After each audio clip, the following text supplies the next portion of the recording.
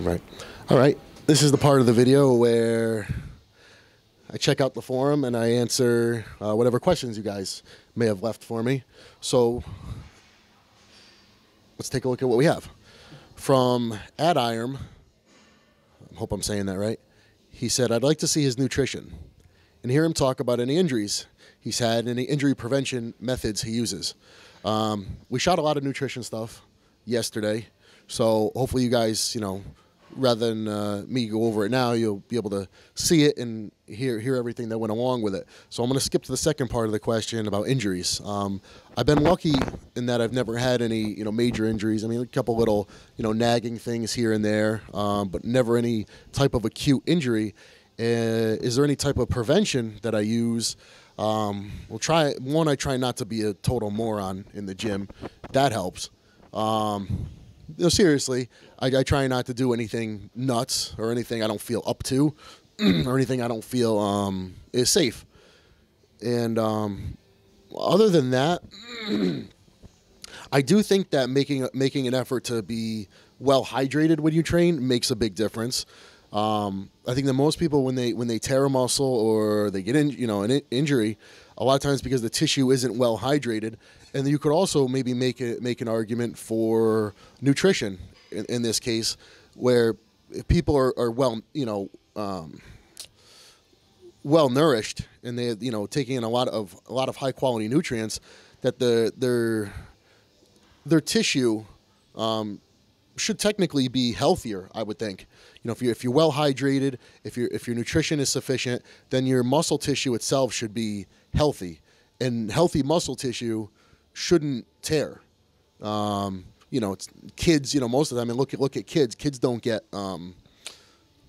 typically tear muscles, and I think it's because they're so much younger and they're fresher, and their muscle is more pliable. It's more elastic, and I think it's when maybe things become more beat up, either because you're not recovering properly, maybe chronic overuse of certain things, and definitely, maybe poor nutrition and not being well hydrated. I think those are all things to consider. But I'm a big believer in nutrition for everything. I think it has everything to do with everything. So on to the next question. Emaz92 asks, I'd like him to speak about how much digestion affects a bodybuilder's nutrition and career. Now that is an awesome topic, because personally I think that digestion as a bodybuilder is everything. Because if we all know how important food is to accomplishing our goals. Now, if you can't process and assimilate those nutrients properly because you don't have good digestion, well then, you can just, kiss that aspect of it all goodbye. Training is important, obviously, but the food goes hand in hand with that. So I think it's incredibly important to make sure that your digestive system is in order. That being said, I think one of the best things you can do is to eat foods that are very simple. Well, first of all, you should be eating foods that agree with you. Avoiding things that don't. If a food doesn't make you feel well or you feel bloated when you eat it, that's probably a good sign. Maybe you shouldn't be eating it, because probably doing that over time I would imagine aggravates your system. Also, I make a point to avoid as much, in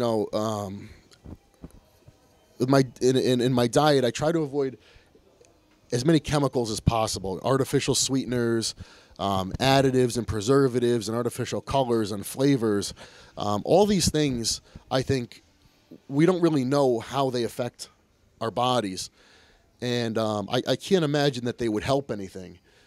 Even taking massive doses of supplements and tablets and pills all day long. I mean, if you look at some of the binders and fillers that are added to some products, and then you ask yourself, my body has to break all that down. It has to digest it, and my body must allocate enzymes to do that.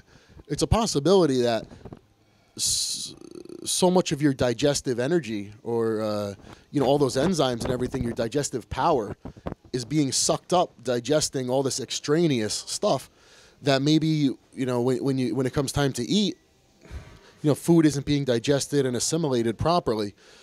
That's just a guess. That's just how I choose to think about it. And I try to eliminate anything that I don't think is necessary, anything that's extraneous or artificial or not, things that I don't think are going to do me any good. I pretty much try to avoid. And there's also the possibility when people when you read about colitis and gastritis and a lot of this stuff, that there is a large link between heavy metal toxicity and exposure to a lot of things that could cause certain types of immune reactions in a person's body. There's even people that say that even gluten intolerance and things like that.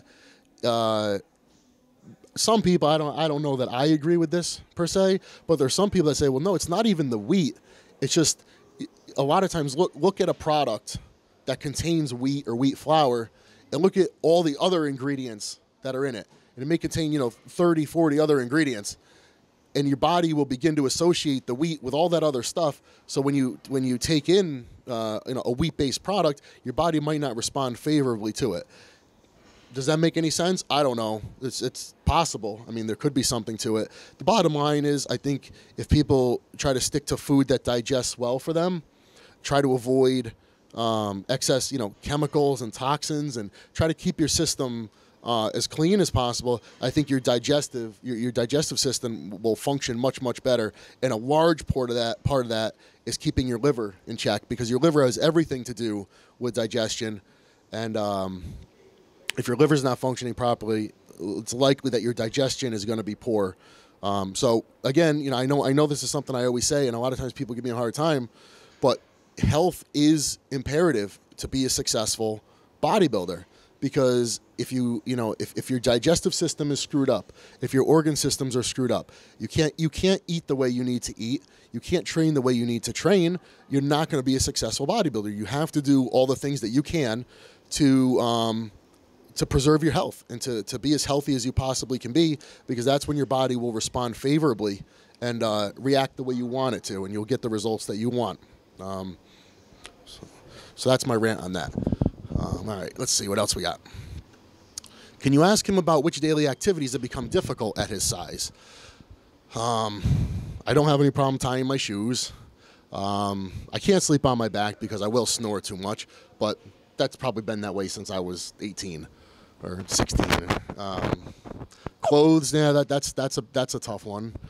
I don't know. I guess I don't usually think of myself as being limited or uncomfortable. I actually feel very comfortable even at I'm about 270 right now, and that's not an uncomfortable body weight for me, but I was always a heavier kid too, so I don't really have a problem carrying this weight.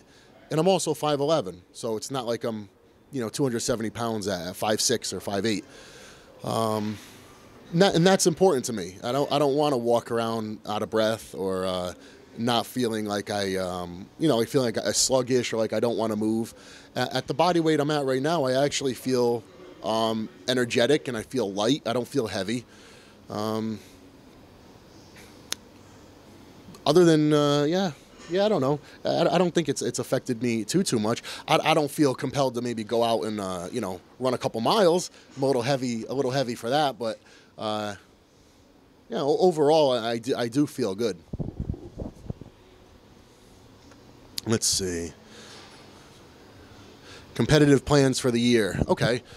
Well, I got the Arnold coming up in 4 weeks, and the following weekend I'm going to be doing the Australian Grand Prix, and in between that, anybody from Australia who might see this, Australia, New Zealand, I'm going to be in Australia for that week, and I'm not sure the exact stops or the logistics of it yet, but I'm going to be doing set up a little bit of a tour over there, and the week after the Australian Grand Prix, I'm going to be guest posing in New Zealand at Mo El Musawi show.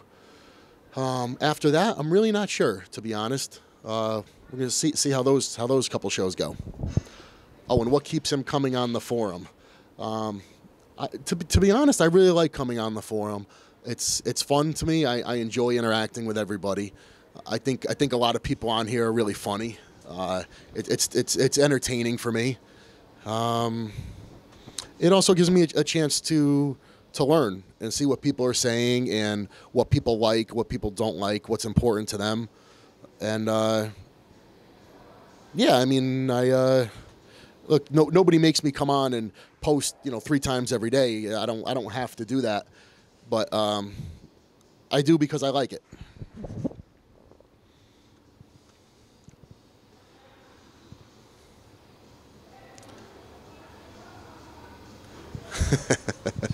B. Neva wants to know if I ever confronted my neighbor. This was just a little joke. He was all his leaves kept blowing in my yard during the fall, and it was pissing me off. But no, I never confronted him. I try to pick my battles and save. If I'm gonna bitch, I try to do it only if something's really, really bothering me. 'Cause if you bitch all the time, you complain, nobody takes you seriously. But if you save it for the times when it's something meaningful, you say, "Wow, he never complains, but he's pissed off, so it must be for a good reason." So I try to save it. What does Evan's daughter think of his bodybuilding career? Is she aware of it even? Well, she's only 2.5, so I don't think she's aware of the fact that I'm a bodybuilder. But she does note that there is a physical difference.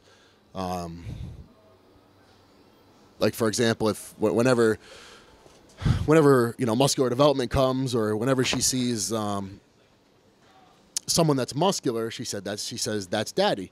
She knows that there's that I do something. She definitely associates me with muscles, but she's definitely, I assume, too. She hasn't said anything to me about it one way or another. Let's put it that way. Ask him about his first trip to the gym. The first trip to the gym. I think the first time I went to a commercial gym, I was in high school. I don't know, maybe I was 17 or 18. There was a world gym in my town. And, I don't even really remember, to tell you the truth. Yeah, I don't know.